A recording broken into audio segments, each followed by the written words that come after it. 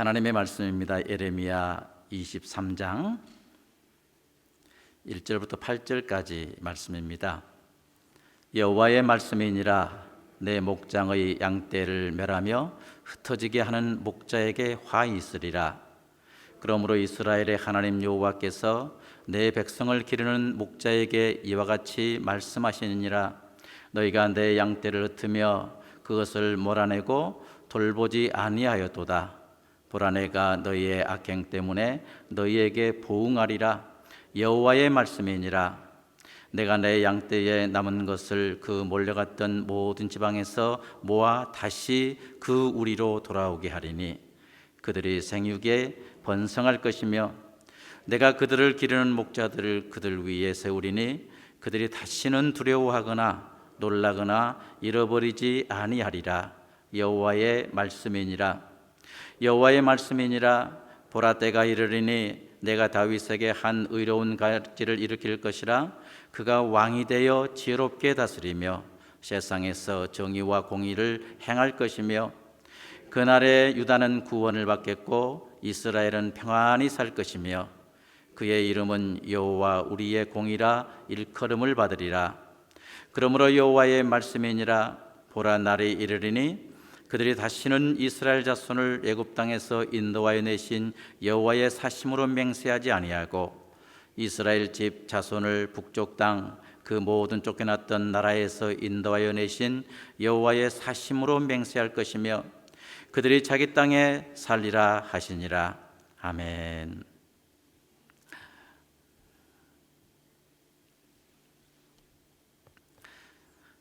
오늘 이 읽은 본문을 보면요, 그 한 마리의 양을 안고 있는 그 목자의 그림이 떠오릅니다. 양에게 있어서는 목자는 한마디로 말해서 뗄래야 뗄 수 없는 불가분의 관계에 있습니다. 양은 어떤 동물입니까? 어떤 자료에 보니까 양의 특성에 대해서 10가지로 이렇게 언급되어 있는 것을 봤는데요, 그 중에 몇 가지를 살펴보면 이렇습니다. 양의 특징 중에 하나가 눈이 나쁘다라는 것이라고 합니다. 시력이 나빠서요, 눈앞에 뭔가가 보이고 그게 눈앞에서 움직이면 그것을 졸졸 따라다니는 게 양이라고 합니다. 때로는 양을 옆에서 치고 있는 개들이 이렇게 지나가면요, 개가 목자인 줄 알고 개를 따라가는 양들도 있다고 합니다. 또 다른 특징이 있는데 양들은 잘 속는다고 합니다. 양들은 그 영적인 분별력이 없기 때문에 이 사실을 야생 그 개들이 잘 알고 있다고 합니다. 그래서 예전부터 이 야생 개들은 양떼들을 그 교묘하게 이렇게 유도해서 좁은 골짜기로 이렇게 집어넣은 다음에 결국에는 잡아먹는 그러한 일이 비일비재하다고 합니다. 그리고 양은 잘 넘어진다고 합니다. 다리가 강하지도 않고 또 다리가 이렇게 짧기 때문에 걸어가다가 넘어질 때가 있고, 그리고 맹수가 가까이 오면은 결국 잡혀먹는 게 바로 양이라고 합니다. 또한 양의 특징 중에 하나는 방향 감각이 없다는 것입니다. 시력이 너무 나쁘기 때문에 앞에 있는 앞에는 낭떠러지가 있음에도 불구하고 그 낭떠러지를 인식하지 못하고 계속 가다가 결국에는 낭떠러지에 떨어 죽는 그런 양들이 많다고 합니다. 그리고 양들의 특징 중에 하나가 방어하는데 방어 제로라는 것입니다. 방어를 전혀 할 수 없는 그런 특징이 있다고 합니다. 염소는 그래 뿔이 있어서 받기라도 하지 않습니까? 근데 양에게는 아무런 공격 무기도 없고요, 또 방어 기제가 없기 때문에 어떤 공격이 오면은 속수무책으로 당할 수밖에 없는 것이 바로 이 양이라고 합니다. 그리고 양의 특징 중에 이제 마지막으로 보면은 죽을 때가 되면 아주 온순하게 된 이것이 바로 양들의 특징이라고 합니다. 염소나 또 돼지 등은요, 죽을 때가 되면은 최선을 다해서 막 사력을 다해서 이렇게 발버둥 치는 것을 볼 수가 있는데, 양들은 지금이 내가 죽을 때인가 보다 생각하고 인식이 되면 그 순간 모든 것을 포기하듯이 그냥 죽음 앞에 가만 자기 자신을 이렇게 내어주는, 그게 바로 양들의 특징 중에 하나다. 체념하는 그런 모습을 발견할 수 있다고 합니다. 이것이 바로 양들의 특징이라고 합니다. 그렇기 때문에 이 양들에게는요, 반드시 양들을 돌봐주는 목자가 필요한 것입니다. 이처럼 양과 같은 이스라엘을 하나님께서는 애굽의 종으로부터 구원하셔서 목자인 모세를 붙여서 가나안 땅으로 인도하셨습니다. 오늘 보면 7절 중반절에 보면 이스라엘 자손을 애굽 땅에서 인도하여 내신 여호와라고 이렇게 말씀하고 있습니다. 그리고 하나님께서는 이 이스라엘을 위해서 모세의 뒤를 이은 많은 목자들을 계속해서 세우신 것을 볼 수가 있습니다. 그리고 그 목자들에게 사명을 주신 것을 볼 수가 있습니다. 오늘 말씀에 나오는 이 목자라는 이 말은요, 왕을 비롯해서 왕의 주변에서 왕에게 조언하거나 정책을 입안해 주는 그 정치 지도자 또는 종교적인 지도자들을 가리켜서 이 목자라고 이렇게 지칭할 수가 있습니다. 그 목자들의 근본 사명을 2절 상반절에서 말씀하고 있는데, 그러므로 이스라엘의 하나님 여호와께서 내 백성을 기르는 목자에게 이와 같이 말씀하시느니라 라고 했습니다. 이 말씀처럼 이 목자들의 기본 사명은 뭡니까? 근본 사명은 하나님의 백성들을 기르는 데 있습니다. 기른다 이 말은 뭐예요? 방목하다, 지키다, 또 뜯어먹게 하다, 또 특별한 친구가 되다라는 그런 의미가 있는데, 그렇다면 목자는 뭡니까?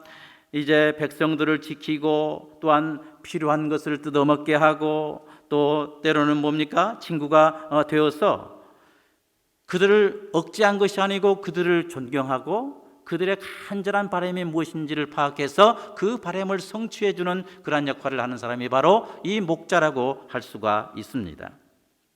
목자의 사명이 여기에 있습니다.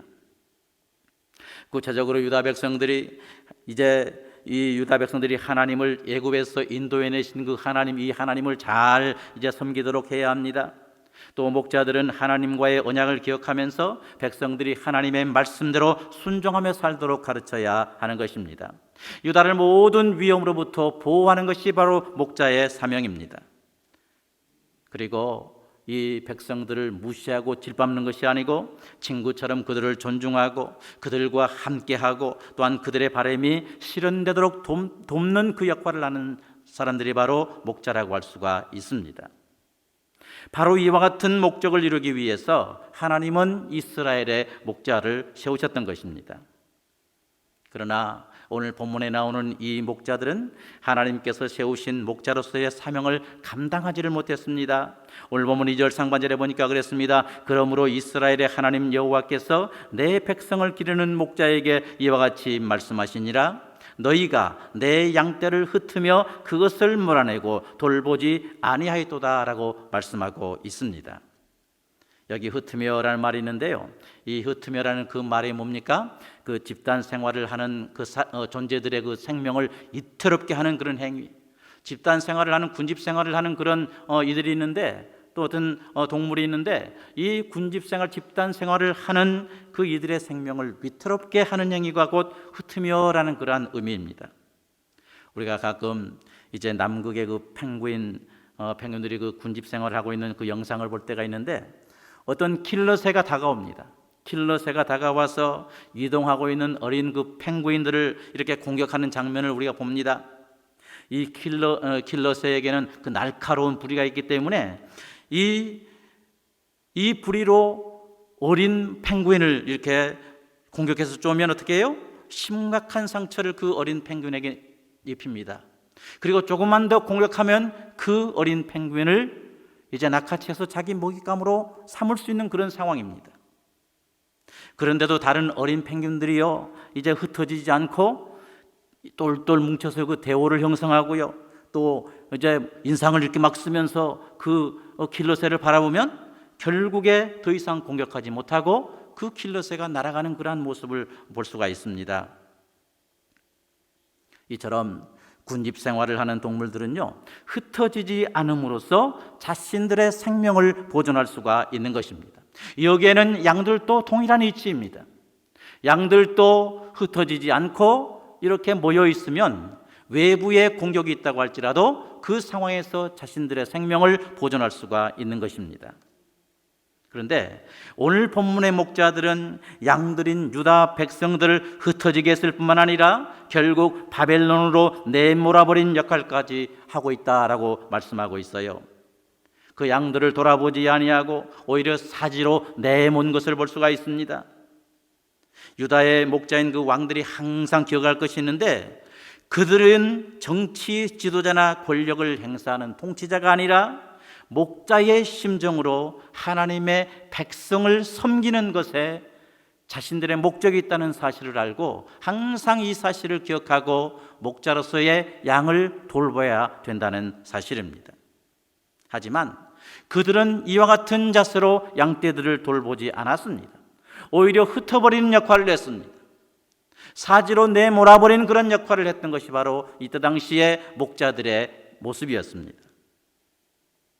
이러한 유다 목자들은 어떻게 되었습니까? 다른 말씀에 보면은 이 목자들은 그 뭡니까? 양들의 그 분깃을 유린해서 자기 것으로 삼았다 했는데요, 이러한 목자들은 과연 어떻게 되었습니까? 양의 것들을 뺏어서 부요한 삶, 행복한 삶이 되었습니까? 미래가 있는 그런 삶이 되었습니까? 어떻습니까? 하나님께서는 이런 목자들의 악한 행실을 심판하겠다라고 말씀을 하십니다. 본문 1절을 한번 같이 한번 읽어볼까요? 본문 1절입니다. 여호와의 말씀이니라. 내 목장에 양떼를 멸하며 흩어지게 하는 목자에게 화 있으리라. 아멘. 그들에게 화 있으리라 했습니다. 이 화 있으리라, 이 말은 뭐예요? 단순한 어떤 경고의 어떤 그런 말이 아닙니다. 또한 비난하는 어떤 지도층을 비난하는 그런 정도가 아닙니다. 한마디로 말해서 심판한다. 심판의 성격이 바로 이 화 있을진저, 이 말입니다.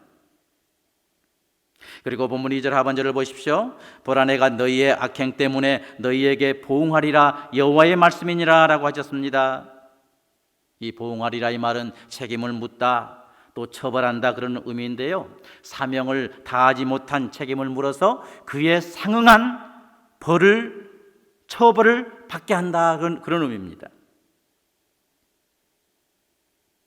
상응한 처벌을 받게 한다라고 했는데, 여기에는 앞장 22장에서 살펴본 대로 살룸 왕 여호야하스가 포함됩니다. 여호야김 왕이 포함됩니다. 고니야 왕, 다시 말해서 여호와긴 왕도 포함된 것을 볼 수가 있습니다. 그들에게 책임을 물었습니다. 목자로서의 사명을 감당하지 못할 때 하나님은 그들에게 책임을 물으신 것을 볼 수가 있습니다. 한 나라를 다스리는 권세자들을 가리켜서 우리는 하나님의 사자다라고 이 로마서 13장 4절에서 말씀하고 있는데, 이 하나님의 사자가 된 것, 한 나라의 권세자가 되는 것, 이건 너무 소중한 직분입니다. 너무 귀한 직분입니다. 복된 것입니다. 그래서 그런 말 있잖아요. 그 왕권 신수설, 이런 말 있잖아요. 지도자의 그 권리는 하늘에서, 하늘의 신으로부터 받은 거다, 이렇게 표현하기까지 한 것이 사실입니다. 그럼에도 불구하고 권세자로서의 사명을 제대로 감당하지 못할 때 심판을 받는다고 했는데, 이 심판을 받는다면 얼마나 이것이 비극적인 어떤 상황입니까? 하나님으로부터 복으로 받은 그 권력을 오히려 이것 때문에 하나님으로부터 심판의 계기가 된다면 그것처럼 비극이 어디에 있겠습니까? 목자의 사명을 제대로 감당하지 못한 이유로 인해서 결국 양들인 유다 백성들은 바벨론의 포로로 끌려갈 상황에 지금 내몰리고 있습니다. 이에 대한 하나님의 진단은 이렇습니다. 목자들이 잘못 유다 백성들을, 이제 이 목자들의 잘못 때문에 유다 백성들이 바벨론의 포로로 끌려가게 되었고, 또한 이 목자들이 타락할 때 덩달아 유다 백성들도 타락할 수밖에 없다. 이것이 바로 하나님의 진단이신 것입니다. 결국 목자의 잘못으로 인해서 유다 백성들은 바벨론의 포로로 흩어지게 되었습니다. 끌려가게 되었습니다. 사지에 처하게 되었습니다. 그러나 보세요, 복음의 말씀이 여기에 있습니다. 마땅히 백성들을 보호하기 위해서 세움받은 목자들은 자기 사명을 유기하고 오히려 유다 백성들을 바벨론의 포로로 흩어지게 하는 그러한 단초가 되었습니다. 그럼에도 불구하고 선한 목자이신 우리 하나님은 유다 백성들이 포로지에 유기된다고 할지라도 남은 자들을 끝까지 보호하시겠다. 비록 목자들로부터 버림받아서 이 바벨론의 사지에 끌려갔지만, 그러나 선한 목자이신 하나님은 이 사지에서 정말 죽음에 내몰리는 상황에 있다고 할지라도 그들을 끝까지 하나님은 돌보시겠다. 함께 하시겠다 이렇게 말씀하십니다. 그리고 다시 모으시겠다고 말씀하십니다.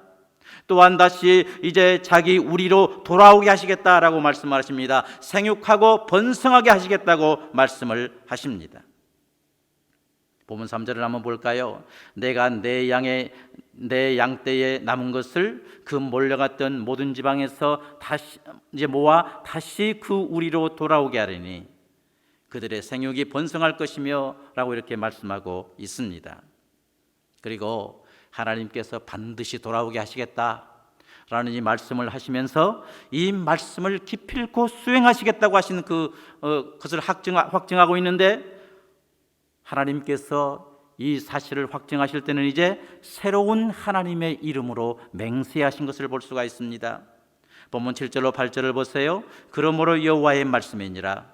보라, 날이 이르리니 그들이 다시는 이스라엘 자손을 애굽 땅에서 인도하여 내신 여호와의 사심으로 맹세하지 아니하고 이스라엘 집 자손을 북쪽 땅 그 쫓겨났던 나라에서 인도하여 내신 여호와의 사심으로 맹세할 것이며 그들이 자기 땅에 살리라 하시니라 라고 하셨습니다. 포로로 잡혀간 그 유다 백성들이 쫓겨났던 바벨론에서 다시 돌아와 원래 자기 땅에 살게 될 것이라는 사실을 하나님은 하나님의 그 새로운 이름에 근거해서 맹세하고 계십니다. 지금까지 하나님께서 유다 백성들에게 이렇게 언약을 이제 상기시키고 이렇게 확증하실 때 항상 애굽에서 인도하여 내신 여호와의 이름으로 맹세하신 것을 볼 수가 있습니다. 그러나 이제부터는 바벨론에서 인도하여 내신 여호와의 이름으로 맹세하시겠다 이렇게 말씀하고 계십니다. 지금까지 하나님께서 이스라엘 백성들과 확증할 때, 언약을 확증하실 때 사용하신 이름이 있습니다. 먼저 우리가 아시는 대로 아브라함의 하나님, 이삭의 하나님, 야곱의 하나님, 이 이름을 하나님은 사용하셨습니다. 그리고 이제 이 왕정 시대 비롯해서 이 모든 사사 시대에 보면은 애굽 땅에서 인도하여 내신 하나님, 이 애굽 땅에서 인도하여 내신 여호와 하나님, 이런 이름을 사용하셨습니다. 이제는 하나님께서 이 이름을 사용하지 않으시고 북쪽 땅, 그 모든 쫓겨났던 나라에서 인도하여 내신 여호와, 다시 말해서 바벨론에서 인도하여 내신 여호와라는 이름으로 맹세하시겠다고 말씀하십니다. 이처럼 바벨론의 그 포로로부터 이제 유다가 귀환하게 되는데, 이 유다의 귀환은 애굽에서의 탈출과 맞먹는 제2의 출애굽 사건이고 동시에 제2의 민족 해방이라는 의미가 담겨져 있습니다. 뿐만 아니라 1차 이 출애굽이 육적인 그 왕국을 건설하는 것이라면 2차 출애굽인 이 바벨론으로부터의 해방은 영적 왕국을 형성하기 위한 하나님의 사역임을 우리는 알 수가 있습니다. 이 영적 왕국은 BC 536년 그 이 바벨의 지도에 따라서 이스라엘 백성들이 고국 이 가나안 땅으로 돌아오기 시작했는데, 이 돌아옴으로써 성취가 시작된 걸 볼 수가 있습니다. 그리고 이 영적 왕국은 다윗의 후손이신 이 메시아께서 이 땅에 오심으로써 완성되는 것을 볼 수가 있습니다. 본문 5절로 6절을 보세요. 여호와의 말씀이니라. 보라, 때가 이르리니 내가 다윗에게 한 의로운 가지를 일으킬 것이라. 그가 왕이 되어 지혜롭게 다스리며 세상에서 정의와 공의를 행할 것이며 그의 날에 유다는 구원을 받겠고 이스라엘은 평안히 살 것이며 그의 이름은 여호와 우리의 공이라 일컬음을 받으리라 라고 하셨습니다. 여기 다윗의 의로운 가지를 일으킬 것이라 라고 했는데, 이는 하나님의 약속하신 대로 다윗 가문을 통해서 메시아를 이 땅에 탄생케 하시겠다 하시는 그러한 뜻입니다. 죄악으로 점철된 그런 다윗 가문이었지만, 그러나 다윗 왕과에 하셨던 그 나단의 신탁이라고 하는데, 이 하나님께서 다윗과 맺으셨던 그 언약을 기억하신 하나님은 비록 죄악이 점철된 다윗 가문이지만 그러나 그 가문을 버리지 아니하시고 의로운 가지를 일으켜서 정의와 공의를 행하시겠다고 지금 말씀하십니다. 이 예언의 말씀을 이루시기 위해서 하나님께서는 메시아가 오실 때까지 이 메시아의 태의 역할을 하는 이 유다, 이 유다를 바벨론으로부터 구원하셔서 이 땅에 반드시 거하게 하시겠다라고 새로운 이름으로 맹세하신 것을 볼 수가 있습니다. 최소한 메시아가 이 땅에 오실 때까지는 유다는 이 땅에 존재할 수밖에 없습니다. 하나님이 존재케 하신다고 말씀하십니다. 하나님께서 보호하시겠다고 말씀하십니다. 유다를 회복시키시겠다고 하는 하나님의 언약이십니다. 이제 장차 바벨론으로부터 이제 귀환하게 될 유다는 몇 가지의 독특성을 가지게 될 것을 우리가 알 수가 있습니다. 먼저 남과 북, 남유다, 북이스라엘 이렇게 분열이 되는데, 이 포로에서 돌아오는 그 순간에는 남북이 통일이 돼서 통일 이스라엘로 귀환되는 것을 볼 수가 있습니다. 그리고 그동안 성전에서 드렸던 그 제물예배, 이 제물예배가 바벨론에서 시작되었던 그 회당 있지 않습니까? 시나가그, 이 시나가그 중심의 회당 예배로 전환된 것을 볼 수가 있습니다. 이 제물예배가 회당 예배로 전환된 것을 볼 수가 있습니다. 또한 메시아의 도래를 위한 준비로 다윗 왕가의 재부흥이 이루어지게 될 것을 우리는 알 수가 있습니다. 이렇게 바벨론의 포로로부터 구원을 얻어서 돌아오게 될 이스라엘은 생육하고 번성할 것이며, 하나님께서 세우신 목자들로 인해서 다시는 두려워하거나 놀라거나 잃어버리지 아니하게 될 것을 본문 3절 하반절부터 4절에서 말씀하고 계십니다. 그렇다면 하나님께서 택하신 목자, 하나님께서 택하신 지도자는 어떻게 살아야 됩니까? 하나님을 두려워하고 하나님의 뜻을 바로 세우기 위해서 노력해야 됩니다. 어떠한 순간에도 하나님의 그 사랑과 공의를 실천해야 됩니다. 목자로 세우신 그 하나님의 뜻을 항상 마음에 새기고, 어떤 상황 가운데서도 양들을 돌아보고 지키고 잃어버리지 않게 해야 됩니다. 내가 타락하면 백성도 타락한다, 이런 절박한 심령을 가지고 주신 목자의 사명에 충성을 다해야 됨을 알 수가 있습니다. 그럴 때에 지도자에게 임하시는 하나님의 은혜가 백성에게까지 흐르게 될 줄을 믿습니다. 영적 왕국인 하나님 나라의 도래를 위해서 하나님께서는 유다 민족의 그 회복과 재건을 맹세하며 약속하셨습니다.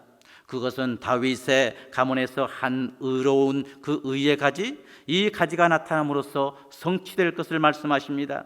그렇게 오시는 메시아는 공평과 정의의 왕으로서 유다와 세상을 구원할 것입니다. 이것은 예수 그리스도의 성육신을 통해서 성취되었는데, 이사야의 임마누엘 그 임마누엘의 환상이 성령으로 잉태하여 동정녀에게 낳으신 이 메시아를 통해서 구현되는 것을 볼 수가 있습니다. 그 메시아는 다윗의 후손으로 유다에 탄생하실 것을 성경은 예언하고 있습니다. 이 예수님을 통해서 비로소 영적 왕국인 그 하나님의 나라의 기초가 완성되는 것입니다. 이제 누구든지 메시아이신 예수 그리스도를 영접하기만 하면 하나님의 영적인 왕국인 그 하나님 나라에 입성할 수가 있습니다. 영생을 누릴 수가 있습니다. 하나님의 다스리심과 보호하심과 채워주심을 경험하며 항상 승리의 삶을 살 수가 있습니다. 믿으십니까? 더 나아가서 하나님 나라의 완성을 위해서 유다를 사용하심 같이 오늘날 우리가 부족할지라도 하나님 나라의 완성을 위해서 우리도 선택해서 사용하게 되실 줄을 믿습니다. 그렇다면 그리스도인들이 갖춰야 될 자세가 뭡니까? 하나님의 부르심과 사용하심을 항상 기대하면서 언제든지 하나님께서 부르시면 선지자 이사야처럼 주님 제가 여기 있습니다, 저를 보내주세요 라는 이러한 준비가 되어 있어야 될 줄을 믿습니다. 여기에 삶의 우선순위를 두고 살아가야 되는 것이 바로 그리스도인의 합당한 자세임을 믿습니다. 사랑하는 여러분, 내가 목자의 위치에 있습니까? 목자의 잘못으로 유다 백성들이 바벨론 포로로 끌려가게 되었다는 사실을 항상 기억해야 됩니다. 목자가 타락할 때 필연적으로 따라오는 것, 백성들도 타락한다는 사실을 기억하며 살아야 됩니다. 그러므로 하나님의 진리로 내 자신을 동여매는 삶을 살아가는 우리 모두가 되시기를 바랍니다.